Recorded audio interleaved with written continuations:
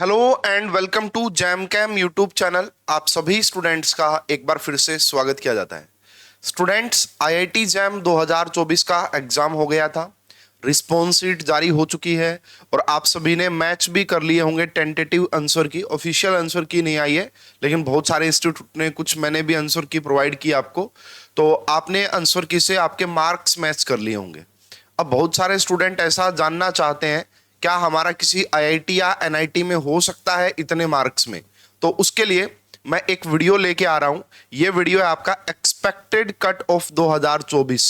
IIT jam 2024 में expected cut off क्या हो सकती है, क्या कट ऑफ रहेगी, क्वालिफाइंग मार्क्स क्या रहेंगे, एनआईटी के लिए क्या कट ऑफ हो सकती है, आईआईटी के लिए क्या कट ऑफ हो सकती है। एंड स्टूडेंट, सबसे पहले ही बात मैं आपको बता देना चाहता हूं, जरूरी नहीं है जो मैं बता रहा हूं वही सही हो सकता है ये टोटली रॉन्ग हो सकता है ये सही हो सकता है ये कुछ हद तक सही हो सकता है ये बिल्कुल गलत हो, है ना।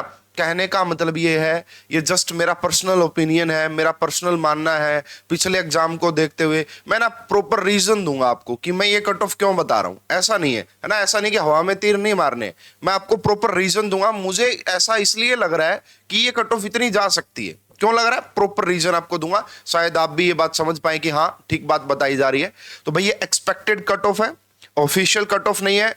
इसको देख के आप बस थोड़ा बहुत आइडिया लगा लेना। ऐसा नहीं है कि सर ने ये बताया तो यही रहेगी ना, कम भी जा सकती है, ज्यादा भी जा सकती है। तो ये बात नोटिस कर लेना भाई आप। इस कट ऑफ को देख के ज्यादा निराश, ज्यादा खुश होने की जरूरत नहीं है। जस्ट ये आइडिया होगा आपके लिए, है ना, और मेरे एक्सपीरियंस के हिसाब से मैं आपको ये बात बता रहा हूं। ठीक है जी, सबसे पहले बात ये बतानी जरूरी थी। तो चलिए स्टार्ट करते हैं।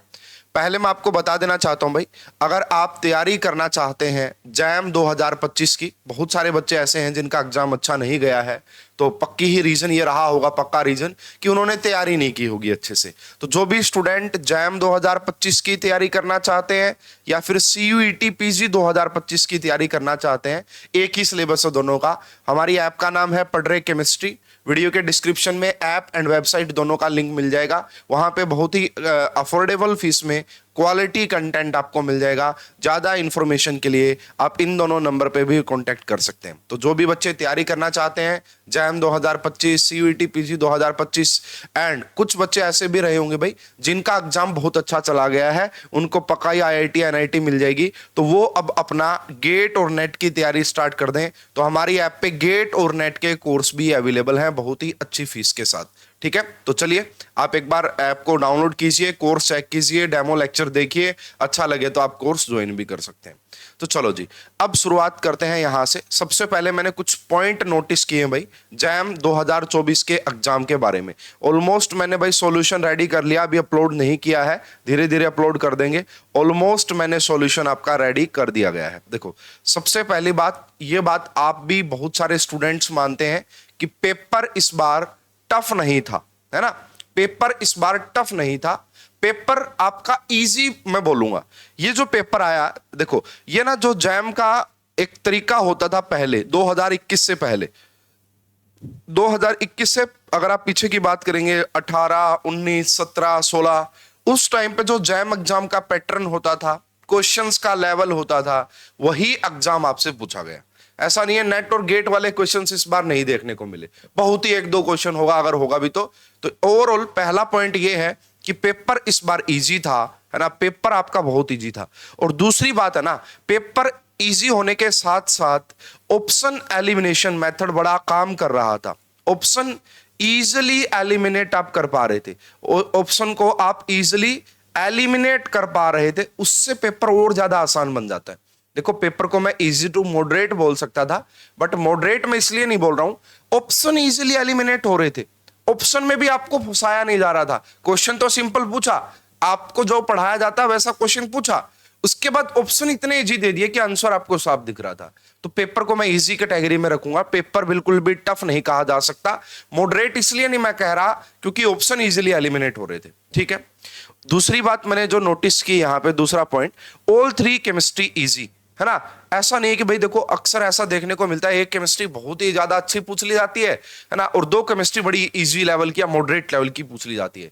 इस बार अगर आप देखोगे इनऑर्गेनिक केमिस्ट्री भी बड़ी इजी थी, ऑर्गेनिक केमिस्ट्री के भी क्वेश्चन इजी थे, एंड फिजिकल केमिस्ट्री के क्वेश्चन भी इजी थे। तो ओवरऑल तीनों केमिस्ट्री इस बार इजी पूछी गई है ना, ज्यादा टफ नहीं पूछी गई। उसके बाद अगर तीसरे पॉइंट की बात करें, no standard book question direct. देखिए है ना, पिछला 2-3 साल का ट्रेंड चल रहा था कि स्टैंडर्ड बुक से डायरेक्ट क्वेश्चन उठा के दे देते थे, है ना। जैम 2023 का अगर आप क्वेश्चन देखेंगे कार्बीन इंटरमीडिएट का, डायरेक्ट कैरोथर्स बुक से दिया गया था, और वो भी कार्बीन का जो चैप्टर है कैरोथर्स की बुक में, उसमें जो सबसे डिफिकल्ट क्वेश्चन है जिसमें पेरिसाइक्लिक रिएक्शन का भी यूज हो रहा था, वो क्वेश्चन आपको उठा के दिया था जैम 2023 में। कंसेप्ट से आप उसको अप्रोच कर ही नहीं पाते।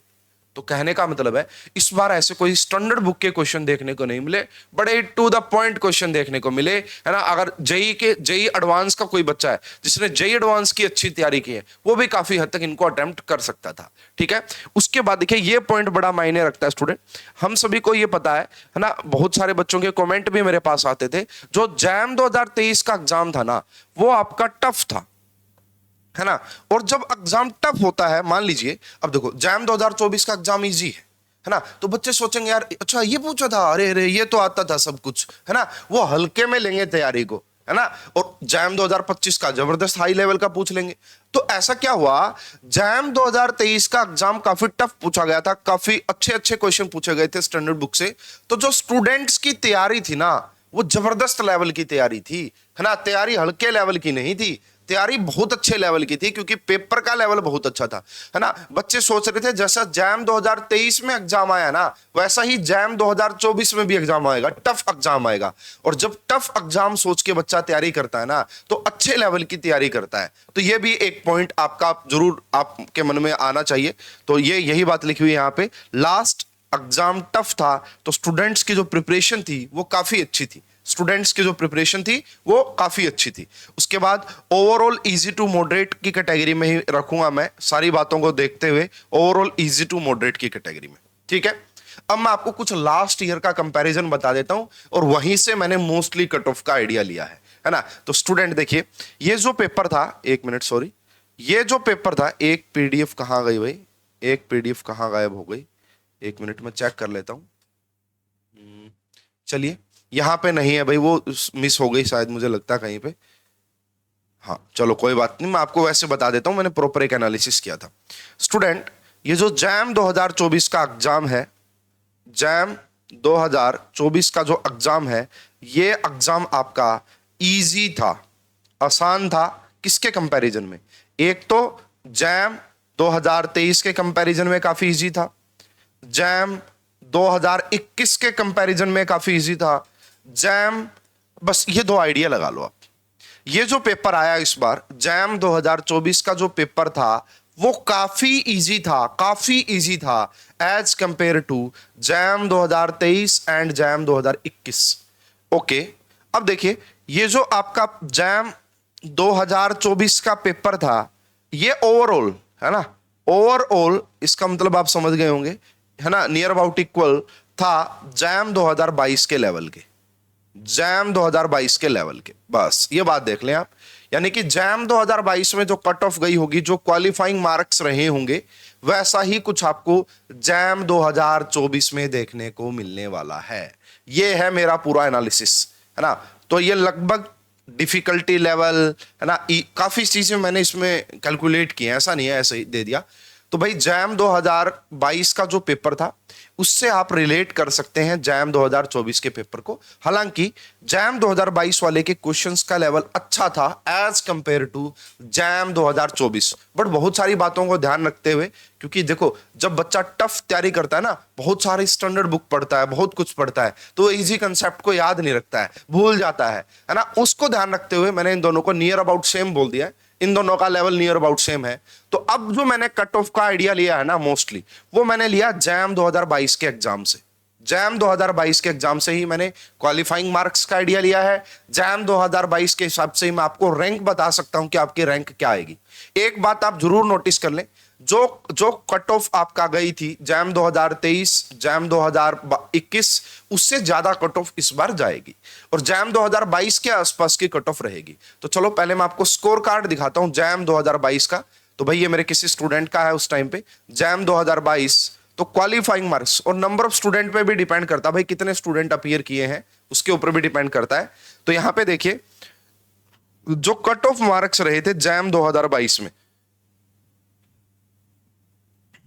ये बेसिकली किसकी बात चल रही है, ये बात चल रही है जैम 2022 की। तो जो कट ऑफ मार्क्स रहे थे जनरल कैटेगरी के लिए 27.81, ये जस्ट कट ऑफ मार्क्स है। देखिए कट ऑफ क्वालिफाई करने से आपका सिलेक्शन नहीं होता है, जस्ट ये इसके बाद आप अपीयर कर सकते हैं काउंसलिंग में। तो जनरल कैटेगरी की गई थी 27.81, जो कि जैम 2023, जैम 2021 के कंपैरिजन में काफी ज्यादा थी। जनरल ईडब्ल्यूएस एंड ओबीसी की अगर आप बात करेंगे ये 25.03 गई थी, है ना। एससी एसटी पीडब्ल्यू की आपकी गई थी लगभग 14 के करीब, लगभग 14 के करीब। अब ये जो मेरे स्टूडेंट थे इन, अब देखो चलो पहले हम कट ऑफ देख लेते हैं, क्वालिफाइंग मार्क्स देख लेते हैं। भाई आपका क्वालिफाई हो जाए जैम, वो क्या रह सकता है, सेम टू सेम ऐसा ही रहेगा, सेम टू सेम ऐसा ही। तो जो मैंने बनाया है ये है भाई आपका expected qualifying marks for jam 2024। लो जी ये है आपके क्वालिफाइंग मार्क्स जिससे आपका एग्जाम क्वालिफाई हो जाएगा। तो भाई अगर आपके जनरल कैटेगरी में 27 से 29 आ रहे हैं, है ना, तो आपका क्वालिफाई हो जाना चाहिए। ओबीसी ईडब्ल्यूएस में 24 से 26 में क्वालिफाई हो जाना चाहिए। एससी एसटी में 14 to 16 में क्वालिफाई हो जाना चाहिए, है ना। तो ये आपका एक्सपेक्टेड क्वालिफाइंग मार्क्स है। अब लेंगे रैंक का आइडिया, है ना, अब लेंगे रैंक का आइडिया। देखिए स्टूडेंट, पहले आप देखिए ये जो स्टूडेंट है इनके 55 मार्क्स थे, 55 मार्क्स थे और इनकी 455 रैंक आई थी, 455 रैंक आई थी इनकी, है ना। जैम 2022 की बात कर रहा हूं। हालांकि देखिए थोड़ा सा फैक्टर नंबर ऑफ स्टूडेंट पे डिपेंड करता है कि नंबर ऑफ स्टूडेंट कितने। तो यहां पे क्या बात समझ में आ रही है, 55 में 455 रैंक आपकी है। एक और स्टूडेंट का मेरे पास स्कोर कार्ड है, ये देखिए ये जो स्टूडेंट है इनके जो मार्क्स आए थे आउट ऑफ 100 69.67, लगभग 70 मार्क्स आप मान लीजिए, लगभग 70 मार्क्स मान लीजिए। अगर आपके मार्क्स 70 है तो आपकी ऑल इंडिया रैंक थी 97, आपकी ऑल इंडिया रैंक थी टॉप 100 में, आपकी ऑल इंडिया रैंक थी टॉप 100 में, ठीक है। अब मैं आपको रैंक का भी, और इसके अलावा भी मेरे पास बहुत सारे स्कोर कार्ड थे डिफरेंट, है ना, 35 मार्क्स, 45 मार्क्स, सबको एनालिसिस करके मैंने आपको निचोड़ बता रहा हूं। अब देखो रैंक के हिसाब से क्या बात बन सकती है। एक्सपेक्टेड रैंक क्या है, हालांकि देखो ये फैक्टर नंबर ऑफ स्टूडेंट पे भी डिपेंड करता है, लेकिन मुझे ऐसा लगता है ना, अगर आपके मार्क्स आ रहे हैं 55 से और 60 के बीच में तो आपके रैंक 400 से 500 के बीच तक आ जानी चाहिए। अगर आपके मार्क 65 प्लस जा रहे हैं, है ना, 65 या फिर 70 प्लस भी बोल सकते हैं, 65 से 70 के बीच में अगर आपके मार्क्स आ रहे हैं तो हो सकता है कि आपके रैंक अंडर 100 या फिर अंडर 150 आ जाए, है ना, अंडर 150 आ सकती है ना। 100 से मतलब 100 से नीचे भी हो, देखो जिनके 70 प्लस उनकी तो पक्का 100 से नीचे होगी, और जिनके 65 से 70 प्लस के बीच में वो 100 से 150 के बीच में रहेगी। ये एक्सपेक्टेड है, अगेन एक्सपेक्टेड है, इसको मान के अपनी भाई ऐसा मत सोच लेना कि भाई मेरा तो कुछ नहीं होगा, ये नहीं होगा, वो नहीं होगा, या मेरा तो पक्का ही सिलेक्शन हो जाएगा। ओनली एक्सपेक्टेड, कम ज्यादा जा सकती है, ठीक है। अगर आपके मार्क्स 45 से 50 मार्क्स के बीच में है तो आपके रैंक इस बीच में आनी चाहिए। अगर आपके मार्क्स, ये सब मैं जनरल कैटेगरी के लिए बता रहा हूं भाई, एक बात और नोट कर लें, ये जो सब रैंक बता रहा हूं मैं वो जनरल कैटेगरी के लिए बता रहा हूं, ये बात भी नोटिस कर लें। अगर आपके रैंक 30, अगर आपके मार्क्स 35 से 40 के बीच में जा रहे हैं तो आपके रैंक 1500 से 1600 के बीच में आ सकती है फॉर जनरल कैटेगरी। आ रही है बात समझ में भाई, आ रही है बात समझ में। अब आगे देखिए, अब मैं आपको आइडिया देता हूं, जैम 2023 में लास्ट आईआईटी जनरल कैटेगरी को, बाकी सभी कैटेगरी का लिखा हुआ है ना, जैम 2023 में 4th राउंड में क्लोजिंग रैंक क्या थी किसी भी आईआईटी के लिए, किसी भी आईआईटी के लिए, लोएस्ट आईआईटी के लिए। तो देखो, अगर आपकी आईआईटी जम्मू की बात मैं कर रहा हूं, आईआईटी जम्मू में एमएससी केमिस्ट्री के लिए बात मैं कर रहा हूं, है ना, तो जनरल कैटेगरी में 781 रैंक तक जिस भी स्टूडेंट के रैंक 781 थी उनको आईआईटी जम्मू मिल गया था। मतलब अगर आपके रैंक 700-800 के करीब तक जा रही है ना, यानी कि अगर आपके मार्क्स 45 प्लस आ रहे हैं, है ना, या आपके मार्क्स 40 प्लस आ रहे हैं, तो उम्मीद है आपको कोई ना कोई आईआईटी मिल जाए लास्ट राउंड तक, लास्ट राउंड तक मिलेगी भाई ना। 42 प्लस वाले, 43 प्लस वाले, है ना, तो आप कोशिश मान के चलें कि हो सकता है कि आपको या 45 प्लस में तो आईआईटी मिल जानी चाहिए, लोएस्ट आईआईटी कोई ना कोई मिलेगी। ईडब्ल्यूएस के जो स्टूडेंट है उनकी अगर 916 रैंक तक आती है ना, 916 रैंक आएगी तो उनको आईआईटी, उनको मिल गई थी आईआईटी प्लक्कड़, आईआईटी प्लक्कड़ मिल गई थी भाई, है ना। ओबीसी में 983 लास्ट आपका रैंक पे आईआईटी जम्मू में एडमिशन हो गया था। एससी वालों को 2829 रैंक तक आईआईटी जम्मू में एडमिशन मिल गया था। आप ये मान लेना कि ये आपका क्लोजिंग रैंक है, मतलब मैक्सिमम रैंक ये है जिसमें कोई आईआईटी मिली होगी। और एसटी वालों को, है ना, 4559 रैंक तक भी आईआईटी जम्मू मिल गई थी। ठीक है, तो भाई देखो, मार्क्स आपको पता लग गए, फिर भी आप ऑफिशियल आंसर की का वेट करें, एक दो क्वेश्चन, एक दो मार्क्स ऊपर नीचे हो सकता है। मार्क्स से आपकी क्या रैंक हो सकती है एक्सपेक्टेड मैंने बताने की कोशिश की है, बाकी तो आपका स्कोर कार्ड आएगा तब पता लगेगा। ठीक है, उसके बाद लास्ट ईयर जैम 2023 में कितने मार्क्स में लास्ट, मतलब लास्ट किस रैंक पे कोई भी आईआईटी मिली थी हो रहा, तो भाई यही बात है। जिन भी स्टूडेंट के, जनरल कैटेगरी की बात कर रहा हूं, अब देख लेना, बाकी अपना भाई थोड़ा थोड़ा कम मान के चल लेना। जनरल कैटेगरी में जिन भी स्टूडेंट के 45 प्लस मार्क्स आ रहे हैं उनको कोई ना कोई आईआईटी जरूर मिल जाएगी, है ना, कोई ना कोई आईआईटी उनको जरूर मिल जाएगी अगर 45 प्लस मार्क्स हैं तो। ठीक है, हाँ, जनरल कैटेगरी में ही जिन भी स्टूडेंट के मार्क्स आपका मैं कहूंगा लगभग 38 प्लस आ रहे हैं उनको कोई ना कोई एनआईटी या और भी कम में मिल जाती है भाई। आजकल एनआईटी बहुत कम मार्क्स में मिल जाती हैं, है ना, तो मान के चलो 35 या 38 तक भी आपको एनआईटीज मिल जाएंगी। तो भाई क्वालिफाई अगर आप करते हैं, क्वालिफाई मान लो हो रहा है आपका 27 बताया, 29 बताया, तो 35 प्लस में आपको कोई ना कोई इंस्टीट्यूट मिल जाएगा, है ना, चाहे एनआईटी चाहे और भी बहुत डिफरेंट डिफरेंट टाइप के इंस्टीट्यूट होते हैं।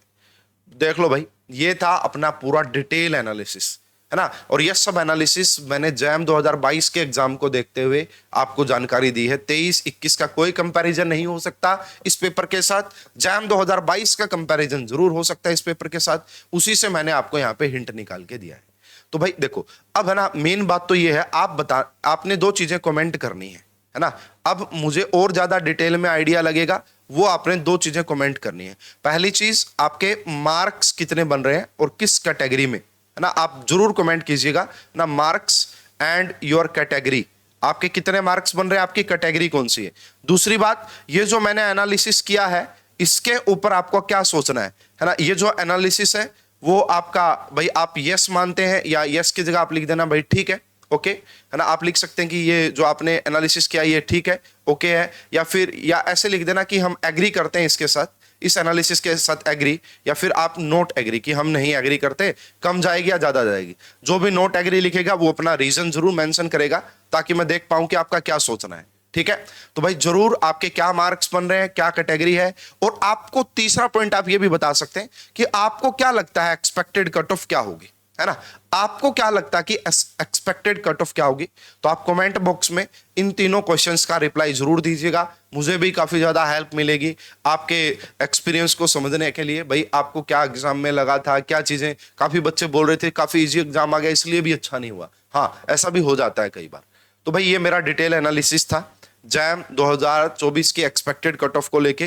तो भाई मैंने पूरा एनालिसिस करके ये वीडियो बनाई है, फिर भी हो सकता है कि कुछ मिस्टेक्स हो गई हो, कुछ चीजें ध्यान ना रही हो, तो एक्सपेक्टेड है मेरा मानना है, गलत भी हो सकता है सही भी हो सकता है, बाकी कोशिश की है कि पॉइंट्स के साथ आपको एक्सप्लेन कर सकूं कि मैंने ऐसे क्यों बताया है। ठीक है, तो ये वीडियो अगर आपको अच्छी लगी तो लाइक और शेयर कीजिएगा और कमेंट जरूर कीजिएगा, और अगर आप चैनल पे बने रहना चाहते हैं चैनल को सब्सक्राइब करके जरूर रखिए। आप सभी का बहुत बहुत धन्यवाद, थैंक यू।